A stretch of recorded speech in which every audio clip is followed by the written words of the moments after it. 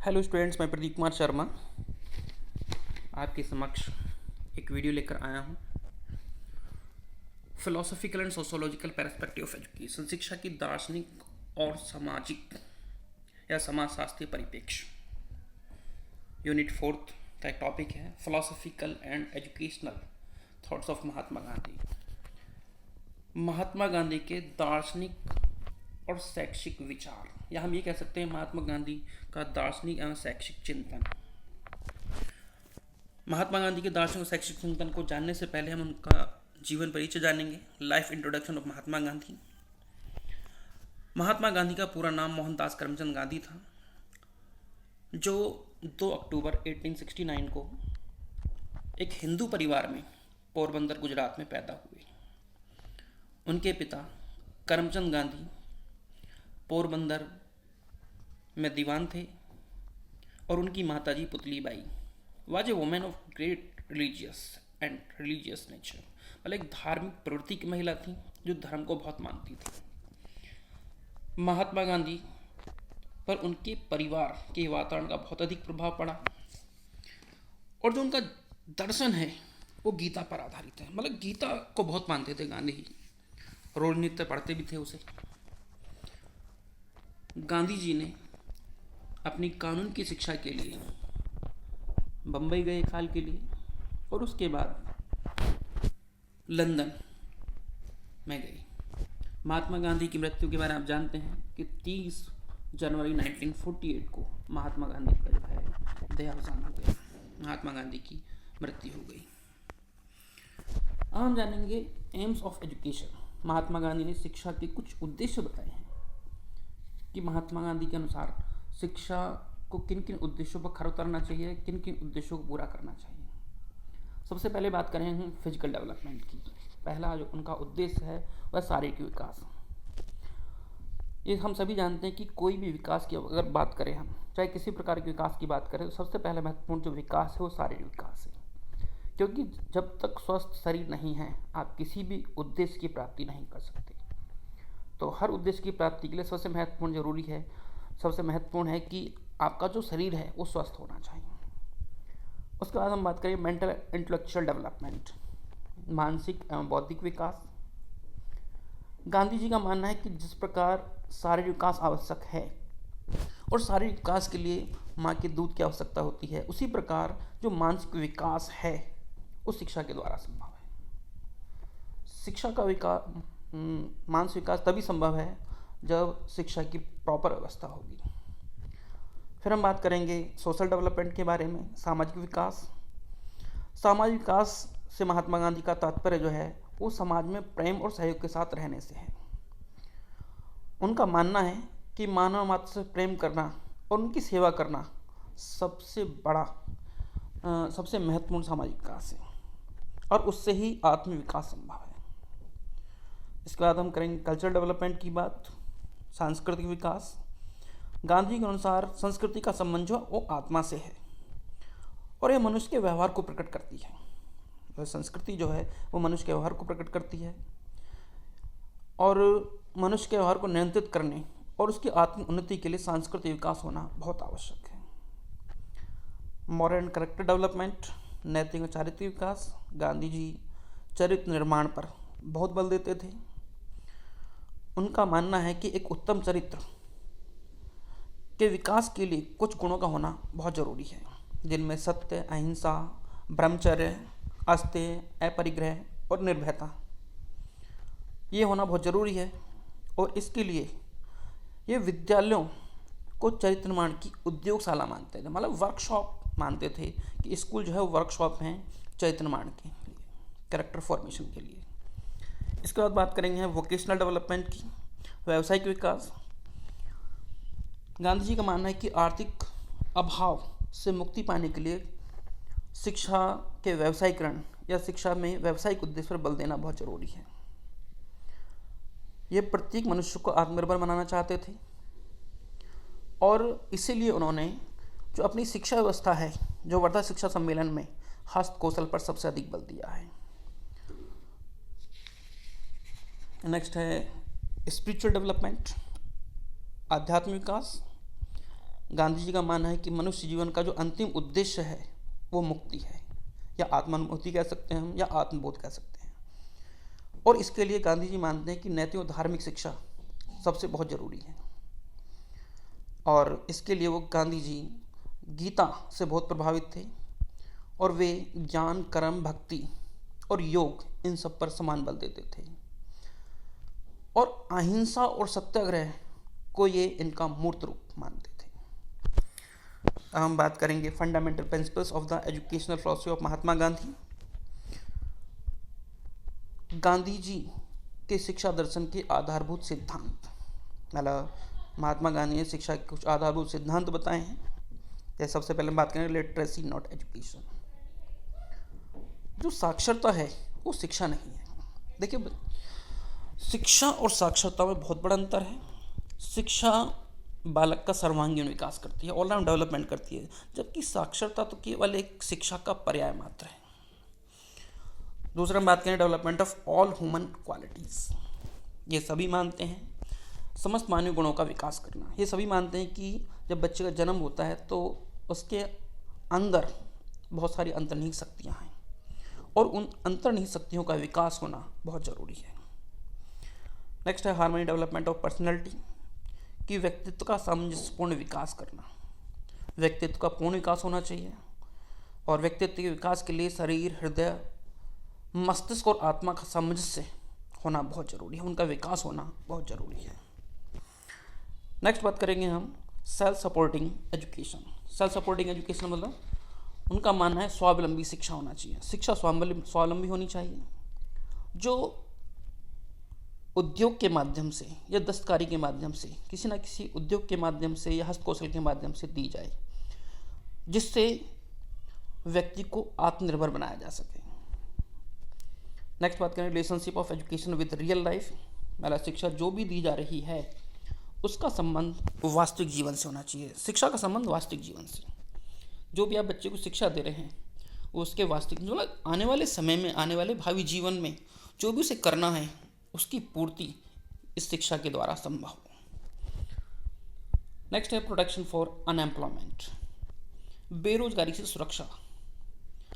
जो शिक्षा आप दें वो ऐसी हो जो बेरोजगारी से सुरक्षा दिलाए। शिक्षा ऐसी हो जिससे प्राप्त करने के बाद बालक किसी ना किसी व्यवसाय में लग सके, मतलब बेरोजगार ना रहे, कोई ना कोई रोजगार वो प्राप्त करे। नेक्स्ट बात करें तो नेक्स्ट है फ्री एजुकेशन। ये महात्मा गांधी ने वर्धा शिक्षा सम्मेलन में कहा था कि शिक्षा जो है वो फ्री होनी चाहिए, निःशुल्क होनी चाहिए और कंपलसरी होनी चाहिए। तो यहाँ पे हम बात करेंगे फ्री एजुकेशन की। शिक्षा जो भी आप दें वो फ्री एजुकेशन होनी चाहिए, कि 7 से 14 वर्ष तक की जो शिक्षा है वो प्रत्येक बालक और बालिका को निःशुल्क होनी चाहिए। तभी शिक्षा का हम विकास कर सकते हैं, तभी हम जनशिक्षा की बात कर सकते हैं। नेक्स्ट है medium of education mother tongue. शिक्षा का माध्यम जो है वो मातृभाषा होनी चाहिए, मतलब शिक्षा बालकों को उनकी मातृभाषा के माध्यम से दी जाए, ताकि शिक्षा का जो विकास है या शिक्षा का जो प्रचार प्रसार है बहुत अधिक मात्रा में हो सके। शिक्षा का प्रचार या अधिक से अधिक लोग तभी शिक्षित होंगे जब शिक्षा मातृभाषा के माध्यम से दी जाएगी। इंडस्ट्री सेंटर ऑफ एजुकेशन, उद्योग शिक्षा का केंद्र होना चाहिए। मतलब जो भी आप सिखा रहे हैं वो किसी न किसी कला कौशल के माध्यम से या हस्त कौशल के माध्यम होना चाहिए।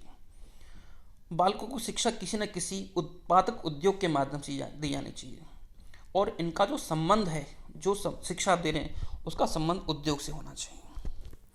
नेक्स्ट हम बात करें एस्टेब्लिशमेंट ऑफ सर्वोदय समाज।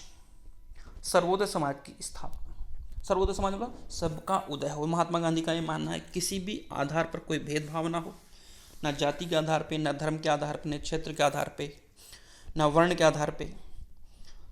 कहना मतलब कि सभी का उदय होना चाहिए, सभी का विकास होना चाहिए, सब आगे बढ़े, सबका विकास होना चाहिए। नेक्स्ट हम बात करेंगे कैरिकुलम ऑफ एजुकेशन, शिक्षा का पाठ्यक्रम। गांधी जी के अनुसार शिक्षा के पाठ्यक्रम को भौतिक और आध्यात्मिक आवश्यकताओं की पूर्ति करने वाला होना चाहिए। मतलब जो पाठ्यक्रम हो वो बच्चे की भौतिक और आध्यात्मिक दोनों आवश्यकताओं को पूरा करे। और उन्होंने सबसे अधिक बल पाठ्यक्रम में विषयों के संबंध में सबसे अधिक बल दिया है। और उन्होंने कहा है कि जो भी शिक्षा आप दें किसी न किसी कला कौशल के, हस्त कौशल के माध्यम से दें, उन्होंने कुछ विषय इसमें ऐड किए हैं, कुछ विषयों पर बल दिया है। सबसे पहले उन्होंने आधारभूत शिल्प पे बल दिया है, बेसिक क्राफ्ट में एग्रीकल्चर, स्पिनिंग, वेविंग, etc, मतलब कृषि, बागवानी, कताई, बुनाई, इस प्रकार जो कार्य है वो आधारभूत शिल्प पे सिखाया जाना चाहिए। मदर टंग पे सबसे अधिक बल दिया उन्होंने कि शिक्षा जो है मातृभाषा के माध्यम से, और मातृभाषा जो है वो आप सिलेबस में जोड़िए। मैथमेटिक्स पे बल दिया है कि सामान्य जो गणित है वो बच्चों को सिखाया जाना चाहिए। सामाजिक विषय पर बल दिया है उन्होंने, सोशल स्टडीज़ पर, social and economic life of the community, culture and community, history of craft, etc, मतलब सामाजिक विषय में कुछ विषय उन्होंने जोड़े हैं, इतिहास, भूगोल, न्यायिक शास्त्र, इन पे बल दिया है। जनरल साइंस की बात करें, सामान्य जो है विज्ञान यहाँ पर पढ़ाया जाना चाहिए। नेचर स्टडी, प्रकृति का अध्ययन, जूलॉजी यहाँ पे पढ़ाई जाए, ठीक है। सफाई के बारे में लोग बच्चों को यहाँ पे बताया जाए, जीव विज्ञान के बारे में यहाँ पे बताया जाए, नक्षत्र शास्त्र के बारे में बताया जाए। तो ये सारे जो है जनरल साइंस की यहाँ पे बात की गई। ड्राइंग एंड म्यूज़िक की बात की गई है कि बच्चों को जो है कला सिखाई जाए और बच्चों को संगीत सिखाया जाए। इसके बाद बात करें टीचिंग मेथड्स के बारे में, कुछ शिक्षण विधियों पर इन्होंने बल दिया है। टू अचीव मेंटल डेवलपमेंट, मतलब मेंटल डेवलपमेंट को प्राप्त करने training of senses and part of the body should be given, मतलब ट्रेनिंग ऑफ सेंसेस होना बहुत ज़रूरी है। आप सेंसेस का ज्ञान जब तक नहीं दें, मतलब ज्ञानेंद्रियों कर्मेंद्रियों का ज्ञान होना बहुत जरूरी है। ज्ञानेंद्रियों कर्मेंद्रियों पर इन्होंने सबसे अधिक बल दिया है। Reading should precede the teaching of writing, मतलब पढ़ना लिखने से पहले सिखाया जाए। Before teaching of alphabets art training should be given, बच्चों को जो है अल्फ़ाबेट ज्ञान देने से पहले उन्हें जो है आर्ट ट्रेनिंग में जो है पारंगत करा जाए या आर्ट ट्रेनिंग पर उनको बल दिया जाए। More opportunities should be given for learning by doing, मतलब अधिक से अधिक बच्चे को स्वयं करके सीखने के अवसर दिए जाएं, बच्चा अधिक से अधिक स्वयं करके सीखे। Encouragement should be given to learning by experience, मतलब अपने एक्सपीरियंस के आधार पर, अपने अनुभवों के आधार पर वो आगे आने वाली चीज़ों को सीखे। Correlation should be established in the teaching methods and learning experience, सहसंबंध विधि पर उन्होंने बल दिया है कि जो भी आप विषय पढ़ाएं उनको आपस में सहसंबंध करके पढ़ाएं। Mother tongue to be medium of instruction, मतलब शिक्षा को जो माध्यम होना चाहिए या निर्देश देने का जो माध्यम होना चाहिए वो मातृभाषा होनी चाहिए, मदर टंग होनी चाहिए। Productive arts as the basic of all education, मतलब एक ऐसा कला कौशल या ऐसी उद्योग शिक्षा वहाँ पे दी जाए जिससे अधिक से अधिक प्रोडक्शन हो। Teaching should creative and productive activities, मतलब शिक्षा में नई नई जो है क्रिएटिविटी होनी चाहिए और उसमें जो है प्रोडक्टिव एक्टिविटीज़ वहाँ पे आप कराएं। Learning by living, service and participate, plus self experience की बात करी गई यहाँ पे कि बच्चा जो है स्वयं अनुभवों के द्वारा सीखे यहाँ पे। इसके अलावा lecture, questioning and discussion method की बात की कि लेक्चर के द्वारा बच्चों को सिखाइए, क्वेश्चनिंग के द्वारा बच्चों को सिखाइए और डिस्कशन करने के जो है अधिक से अधिक उसको मौके से डिस्कशन कराइए वहाँ पे। Oral instructions to personal study, मतलब बच्चे को आप मौखिक विधि के द्वारा उसकी जो व्यक्तिगत स्टडी है उस पर आप बल दीजिए। फिर उसके बाद डिसिप्लिन की बात की गई है कि डिसिप्लिन कैसा होना चाहिए, तो महात्मा गांधी जो है स्वीकार करते हैं कि अनुशासन होना बहुत ज़रूरी है और दमनात्मक अनुशासन के वो विरोधी थे। महात्मा गांधी सच्चे अनुशासन में प्रभावात्मक अनुशासन पर बल देते हैं कि जो प्रभावात्मक अनुशासन है वही सच्चा अनुशासन है। वे बच्चों को शुद्ध प्राकृतिक वातावरण और उच्च सामाजिक पर्यावरण में रखने पर बल देते हैं। फिर हम बात करेंगे टीचर की कि अध्यापक कैसे होना चाहिए महात्मा गांधी के अनुसार। तो महात्मा गांधी की शिक्षक को समाज का आदर्श व्यक्ति, ज्ञान का पुंज और सत्य आचरण करने वाला होना चाहिए, मतलब जो टीचर हो वो एक आदर्श व्यक्ति होना चाहिए और ज्ञान उसके अंदर अपार मात्रा में, मतलब ज्ञान बहुत होना चाहिए उसके अंदर। दूसरा, सत्य आचरण करना, मतलब उसका जो आचरण है वो अच्छा होना चाहिए। और एक आदर्श शिक्षक तभी वो आदर्श हो सकता है जब वह इस व्यवसाय को सेवा कार्य के रूप में स्वीकार करे। मतलब जब तक वह इस कार्य को सेवा के रूप में स्वीकार नहीं करेगा, तब यदि वो उसे एक व्यवसाय के रूप में स्वीकार करेगा तो वह जो है सच्चा शिक्षक नहीं हो सकता। सच्चा शिक्षक वह तभी होगा जब उसे सेवा कार्य माने, उसे बच्चों का पिता, मित्र, सहयोगी तथा पथ प्रदर्शक के रूप में होना चाहिए। नेक्स्ट बात करें शिक्षार्थी के बारे में, स्टूडेंट। महात्मा गांधी का मानना है कि शिक्षार्थी शिक्षा की प्रक्रिया का केंद्र होता है, centre of the process of the education. एक उनका मानना है कि शिक्षार्थी जो है वो अनुशासित होना चाहिए। मतलब शिक्षार्थी को अनुशासन में रहना बहुत ज़रूरी है, उसे ब्रह्मचर्य का पालन करना चाहिए। और गांधी जी प्रारंभ से ही बच्चों में शारीरिक, मानसिक, बौद्धिक और आध्यात्मिक बल का विकास करके उन्हें आत्मनिर्भर बनाने पर बल देते थे। मतलब बच्चे का शारीरिक विकास, बौद्धिक विकास और आध्यात्मिक विकास करके उन्हें आत्मनिर्भर बनाया जाए।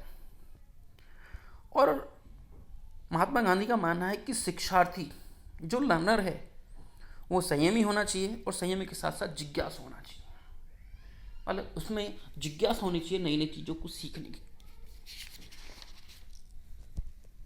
एक यहाँ पे उन्होंने बात की है विद्यालयों के बारे में, स्कूल्स के बारे में। तो according to Gandhi ji, school should be such a workshop where teachers should work with full devotion.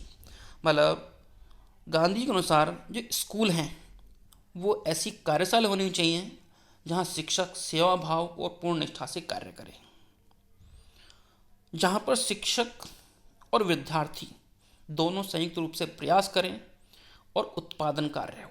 मतलब जो भी सिखाया जाए आर्ट एंड क्राफ्ट के द्वारा उससे कुछ ना कुछ उत्पादन कार्य है जिससे वो आर्थिक दृष्टि से आत्मनिर्भर बने। और एक मानना और है उनका कि जो विद्यालय हैं वो सामुदायिक केंद्र के रूप में होना चाहिए, कि विद्यालयों को सामुदायिक केंद्र पर बनाने पर भी वो बल देते थे। और उनका मानना है कि विद्यालय में सामुदायिक क्रियाएं होनी चाहिए, विभिन्न प्रकार की सामुदायिक क्रियाएं वहाँ पे आप कराइए, कम्युनिटी वर्क आप वहाँ पे कराइए अधिक से अधिक। जो समुदाय में होने वाली चीज़ें हैं, समुदाय में होने वाले कार्य हैं भावी जीवन में, वो आप वहाँ पे कराइए। जैसे कम्युनिटी वर्क की बात करें, आप वृक्षारोपण आप कराइए, लोगों को आप जागरूक कीजिए शिक्षा के लिए। विभिन्न जो रूढ़िवाद, अंधविश्वास हैं, कुप्रथाएं, उनको समाप्त करने के लिए, पर्यावरण को शुद्ध रखने के लिए आप लोगों को अवेयर कर सकते हैं। तो बहुत सारी बातें इस प्रकार से महात्मा गांधी ने कही है स्कूल के बारे में। And thank you so much.